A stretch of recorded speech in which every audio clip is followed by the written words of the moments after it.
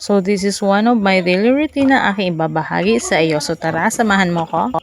So kung dati di bit-bit lang, ngayon di ka rin na, ay nag-i-improve. So kung nyo napansin, balde ng pintura ng aking gamit. So dito sa probinsya, almost yan yung ginagamit nila na balde kasi may takip nga. So yung water magiging secure, hindi siya matatapon once na gumamit ka ng karelyas.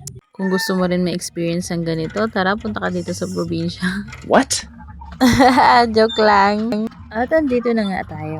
Dati umiigib pa kami kinabing. Or kung merong bubon, doon tayo naigib. So until now, simula nung bata pa kami, ay andito na yung gripo na to. Malayo man at dinadayo, it's okay. Ang tubig isa sa mga source na. So isa ito sa gripo na matagal na at maganda yung klase ng tubig na lumalabas.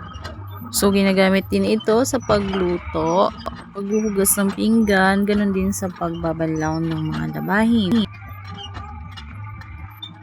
Yung water na nilalabas niya, hindi magtatakla yung damit natin, lalo na kapag kulay puti. Yes.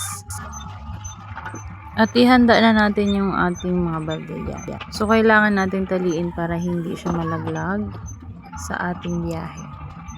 So that time naglalaba tayo, kailangan natin ng water.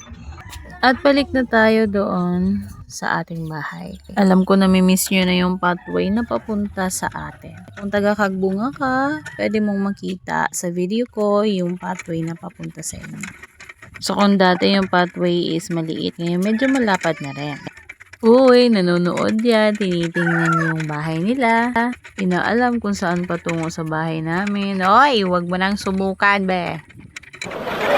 Sinsiririn at naghihintay ng ating labahin ay parang mali ata. Magdadownin na pala tayo. At hanggang dito na lamang sa susunod uling kwentuhan.